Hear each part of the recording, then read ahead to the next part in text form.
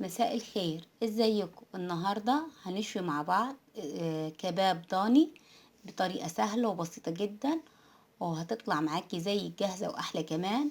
بخطوات بسيطه هتحصلي على افضل نتيجه.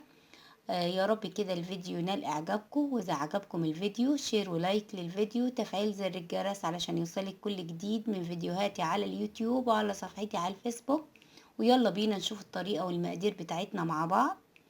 اول حاجة هنا معانا اللحمة الضاني، طبعا لازم تجيبيها من مكان موثوق منه، وكمان تختاري القطعة اللي تناسبك واللي تحبيها في الشوي. انا هنا معايا ريش، زي ما انت شايفة كده. انا نقعت اللحمة بتاعتي في محلول نقع عبارة عن ملح وسكر وليمون وخل وحبهان وورق لورا، ونقعته لمدة 6 ساعات، وبعد كده غسلتهم.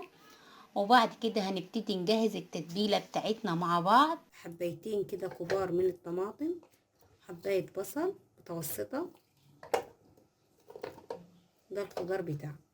هنا هنبتدي نعصر عصرة ليمونتين كاملين، الليمون هيدي طعم جميل جدا، وكمان هتسرع في عملية السوا.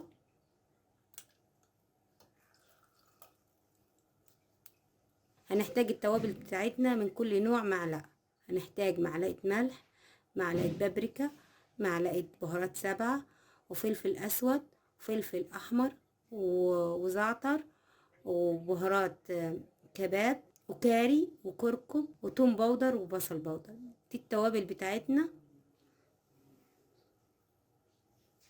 هنحتاج كمان ورق لورا وكمان حبهان. هنفرم الخضار بتاعنا والتوابل كويس في بعض. هنا بعد ما فرمنا التتبيلة بتاعتنا بالشكل ده، هننزل بيها على اللحمة بتاعتنا زي ما انت شايفة كده، ونتبل اللحمة بتاعتنا كويس، نخلطهم كويس في اللحمة علشان تتشرب منها كويس، ونسيبها لمدة 4 ساعات أو 5 ساعات على الأقل. كل ما تسيبيها فترة أطول كل ما تبقى معاكي أفضل وأحسن بكتير. يعني انتي المفروض تبيتيها ليلة كاملة من بالليل في التتبيلة، لكن لو انتي مستعجلة عليها أقل حاجة 5 ساعات أو 6 ساعات في التتبيلة. هقلبهم كده كويس، واخلي اللحمة تتشرب من التتبيلة كويس، وهنسيبهم في التلاجة لمدة 6 ساعات، وهنيجي نشوهم مع بعض ونشوف طريقة شويهم وقد ايه هيطلعوا حاجة كده جميلة وزي الجاهزة واحلى كمان. بعد مرور 6 ساعات زي ما انت شايفة كده اللحمة اتشربت من التتبيلة كويس وطعمها جميل. واهم حاجة كمان تظبطي الملح بتاع التتبيلة بتاعتك علشان تاخدي طعم جميل جدا. هبتدي احطهم على الشواية، وهنبتدي نولع الفحم بتاعنا ونسوي كباب الضاني بتاعنا مع بعض. زي ما انت شايفة كده انا هنا شعلت الفحم بتاعي وحطيت عليه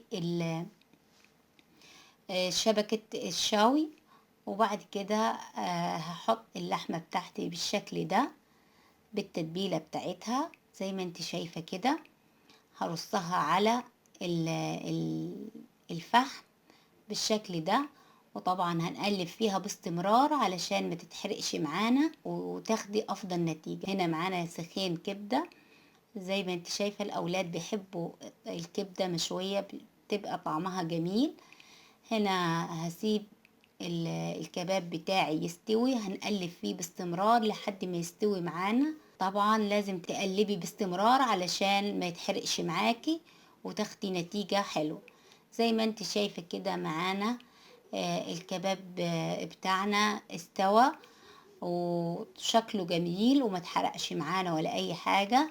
طعمه لذيذ جدا وريحته جميلة زي الجاهز واحلى كمان. هتعملي احلى كباب في البيت مشوي بدون تعب بدون مجهود. هتعمليه في اقل وقت، هتكوني مجهزة اكبر كمية لاولادك، احلى من الجاهزة بكتير. ويا رب كده يكون الفيديو نال اعجابكم، واذا عجبكم الفيديو شير ولايك للفيديو وتفعيل زر الجرس علشان يوصلك كل جديد من فيديوهاتي على اليوتيوب وعلى صفحتي على الفيسبوك. ومع السلامة.